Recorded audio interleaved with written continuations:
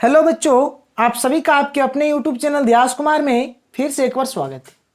जैसे कि अभी हम लोग क्लास 10th का विद्युत चैप्टर यानी कि इलेक्ट्रिसिटी चैप्टर के बारे में पढ़ रहे हैं और आज के इस वीडियो में हम लोग एक बहुत ही महत्वपूर्ण समीकरण यानी कि इम्पोर्टेंट इक्वेशन को प्रूव करेंगे। और यह समीकरण कुछ इस प्रकार से है, R बराबर रो L बटे ए। इस समीकरण को हम लोग आज की इस वीडियो में प्रूव करेंगे यानी कि प्रमाणित करेंगे इसको। ठीक है, तो इसको प्रमाणित करने से पहले हम लोग एक इम्पोर्टेंट क्वेश्चन देख लेते हैं और यह क्वेश्चन भी एग्जाम के पॉइंट ऑफ व्यू से बहुत बहुत इंपॉर्टेंट है और यह आपके एग्जाम में 1 मार्क्स यानी कि 1 नंबर में पूछा जा सकता है। ठीक है, तो देखिए क्वेश्चन क्या है। किसी चालक का प्रतिरोध किन किन कारकों पर निर्भर करता है, यानी जो चालक का प्रतिरोध है वह किन किन बातों पर डिपेंड करता है, यानी किन किन कारकों पर निर्भर करता है, इस चीज को हमको यहां पर बताना है। तो देखिए इसका आंसर, चालक का प्रतिरोध निम्नलिखित कारकों पर निर्भर करता है, यानी जो चालक का जो प्रतिरोध है वह इन बातों पर डिपेंड करता है। देखिए पहला बात क्या है, जो चालक का प्रतिरोध है वह लंबाई पर डिपेंड करता है, वह मोटाई पर डिपेंड करता है और वह पदार्थ की प्रकृति पर डिपेंड करता है। यानी चालक की लंबाई पर, चालक की मोटाई पर और चालक के पदार्थ की प्रकृति पर, यानी जो चालक का प्रतिरोध है वह लंबाई पर, मोटाई पर और पदार्थ की प्रकृति पर निर्भर करता है, यानी कि डिपेंड करता है। अब चलिए हम लोग बात करते हैं कि आप इस समीकरण को यानी कि R बराबर रो L बटे ए को किस प्रकार से प्रमाणित करेंगे। तो चलिए देखते हैं इसका प्रूफ। ठीक है, इसके हम लोग प्रूफ को देखेंगे यानी कि इसके हम लोग प्रमाण को देखेंगे, हम लोग इसको किस प्रकार से प्रमाणित करेंगे। प्रमाण बहुत ही सिंपल है। हम जानते हैं कि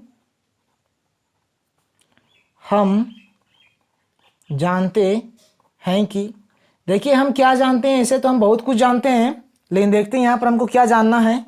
पहला बात, जो चालक का जो प्रतिरोध होता है वह लंबाई के समानुपाती होता है। ठीक है, चालक की प्रतिरोध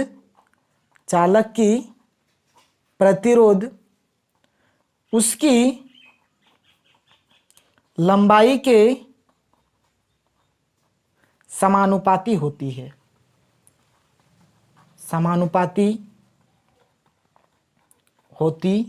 है, अर्थात जो चालक का जो प्रतिरोध है यानी कि R जो है, ठीक है, चालक का जो प्रतिरोध R है वह किसके समानुपाती है, लंबाई यानी कि L के समानुपाती है। तो इस प्रकार से लिखेंगे और इसका हमने अभी नाम दे दिया इक्वेशन नंबर 1। ठीक है, इस चीज को अभी मैं आपको समझाऊंगा कि समानुपाती क्या होता है, अभी मैं आपको समझाता हूं। पहले हम लोग और एक पॉइंट लिख लेते हैं। दूसरा पॉइंट देखिए, जो चालक की प्रतिरोध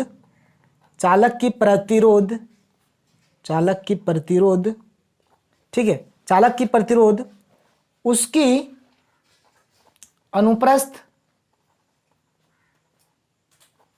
अनुप्रस्थ काट की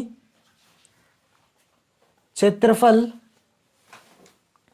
की व्युत्क्रमानुपाती होती है। अर्थात इस चीज को भी मैं आपको समझाऊंगा अभी, यानी जो R होता है वह अनुप्रस्थ काट की क्षेत्रफल यानी कि A के व्युत्क्रमानुपाती होता है। ठीक है, और इसका हमने नाम दे दिया समीकरण नंबर 2। अब देखिए आपको यहाँ पर 2 वर्ड दिखने को मिल रहा है, एक समानुपाती और एक व्युत्क्रमानुपाती। तो देखिए दोनों का मतलब क्या होता है, दोनों का मतलब मैं आपको समझाता हूं कि दोनों असल में क्या होते हैं। तो देखिए समझिए आप चीजों को। अब जैसे हमने यहाँ पर लिखा है R समानुपाती L और R व्युत्क्रमानुपाती A। जब व्युत्क्रमानुपाती का बात होगा तो 1 बटे करके लिखेंगे। जैसे अभी आर व्युत्क्रमानुपाती एल होता तो इसको हम लोग लिखते हैं आर इस प्रकार का देते और 1/L लिखते। बात समझ रहे हैं, ये हुआ व्युत्क्रमानुपाती, ये हुआ समानुपाती, यानी 1 करके अगर लिखेंगे तो ये होगा व्युत्क्रमानुपाती, और अगर हम लोग बटे करके नहीं लिखें तो यह होगा हमारा समानुपाती। अगर इसको इस अनुप्रस्थ काट के क्षेत्रफल ए को अगर हम लोग समानुपाती में लिखते तो कैसे लिखते, आर समानुपाती ये कुछ इस प्रकार से लिखते। अब देखिए समानुपाती और व्युत्क्रमानुपाती में क्या डिफरेंस है, यानी कि क्या अंतर है। देखिए समानुपाती का कंसेप्ट क्या कहता है, अगर हम लोग यहाँ पर L को बढ़ाएंगे तो R भी बढ़ेगा, और अगर L को घटाएंगे तो R भी घटेगा। या फिर हम लोग ऐसे बोल सकते हैं कि अगर R को घटाएंगे तो L भी घटेगा, और अगर R को बढ़ाएंगे तो L भी बढ़ेगा, ये चीज बोलेंगे। और व्युत्क्रमानुपाती में क्या होता है, उल्टा हो जाता है। देखिए यहाँ पर समानुपाती में सीधा था कि इसको घटाए तो ये भी घटा, इसको बढ़ाए तो ये भी बढ़ा, ठीक है, इसको बढ़ाए तो ये भी बढ़ा, इसको घटाए तो ये भी घटा। समानुपाती में ये होता है।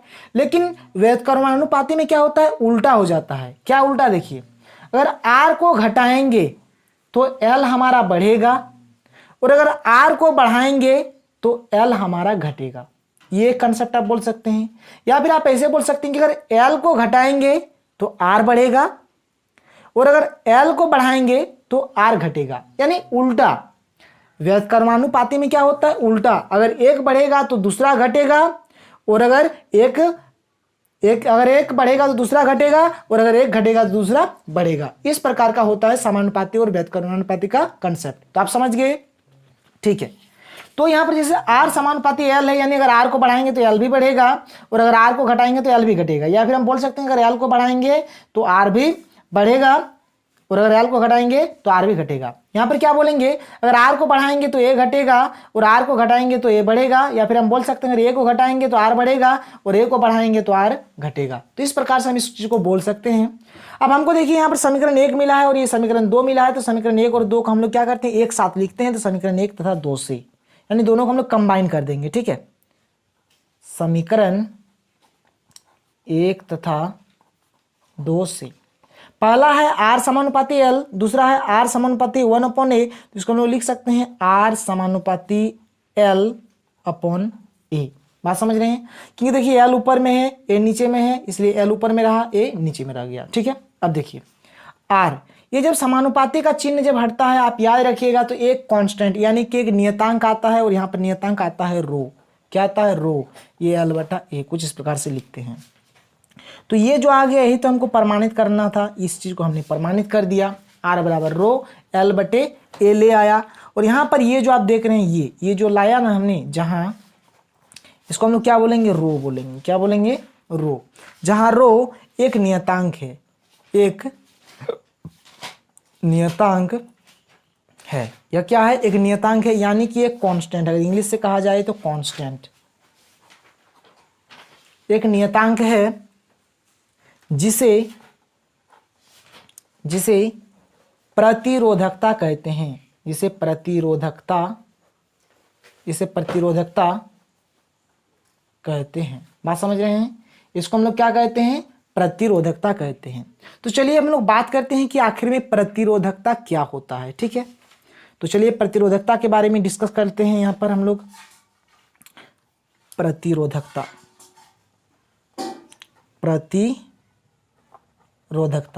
और प्रतिरोधकता को इंग्लिश से हम लोग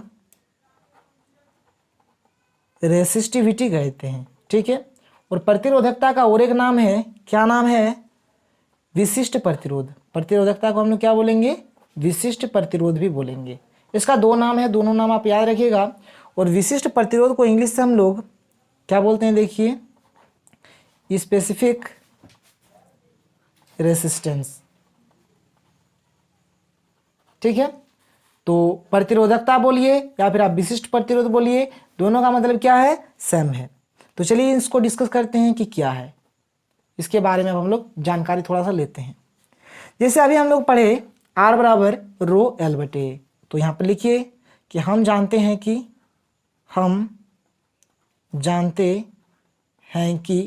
लोग क्या जानते हैं, अभी हमने पाया R बराबर रो L/A। ये चीज़ अभी हमने पाया, ठीक है। हमको डिफाइन करना है प्रतिरोधकता, यानी इस रो को डिफाइन करना है।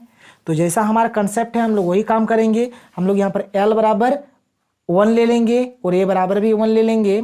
अगर एल बराबर, देखिए एल लंबाई है, लंबाई का सही मात्रक मीटर होता है, जिसको हम लोग क्या ले लेंगे 1 मीटर। और ए यानी अनुप्रस्थ काट का क्षेत्रफल, यानी यह एक एरिया है और एरिया का ऐसा मात्रक होता है मीटर स्क्वायर, तो इसको हम लोग लेंगे 1 मीटर स्क्वायर। बात समझ रहे हैं।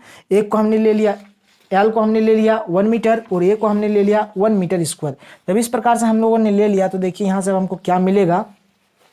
अब इस चीज़ को हम लोग यहाँ पर देखते हैं तो यहाँ पर हमको क्या मिल जाएगा, देखिए आर बराबर मिल गया रो, ठीक है, आर बराबर मिल गया रो, यह हो गया आपका 1 मीटर, ठीक है, और ये 1 मीटर स्क्वायर।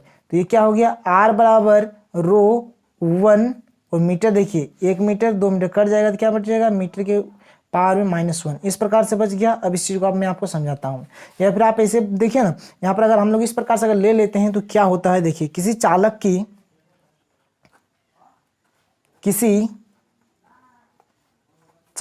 की प्रतिरोधकता किसके बराबर है, तो आर के बराबर है। चीजों को समझिए, चालक की प्रतिरोधकता किसके बराबर है, तो आर के बराबर है, ठीक है। प्रतिरोधकता उस चालक की प्रतिरोध के अंकिक यानी कि न्यूमेरिकल अंकिक मान यानी क्या, न्यूमेरिकल वैल्यू, ठीक है, न्यूमेरिकल वैल्यू अंकिक मान के समान होती है, ठीक है,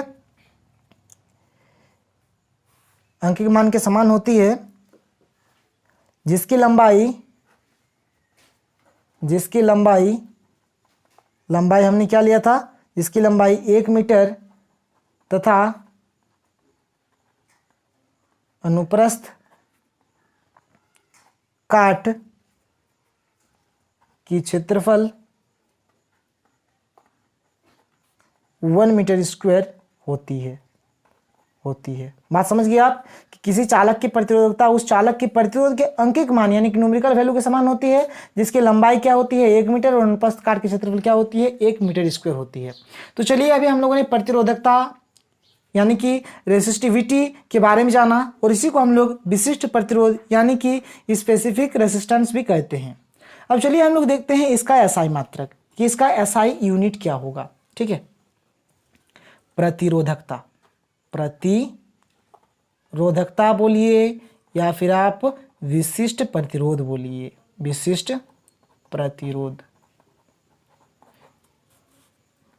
का एसआई मात्रक क्या है, एसआई मात्रक क्या है। तो चलिए इसके एसआई यूनिट को देखते हैं। तो जैसे अभी हम लोग जानते हैं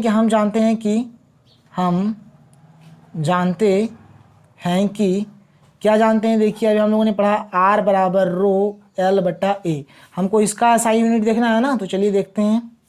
तो इसको हम लोग लिख सकते हैं, जैसे आर बराबर क्या है रो एल बटा ए है, यहाँ पर कुछ नहीं तो 1 मान लेते हैं, इधर क्रॉस मल्टीप्लिकेशन करते हैं तो 1 इंटू रो एल, तो ये रो एल हो गया, इधर आर इंटू ए तो ये आर ए हो गया, ठीक है। हमको रो का निकालना है तो रो को हम एज इट इज रख देते हैं, ये आर ए और ये एल कहाँ आ जाएगा, नीचे आ जाएगा। तो चलिए आर का एसआई मात्रक, आर यानी प्रतिरोध का एसआई मात्रक क्या होता है, ओम होता है।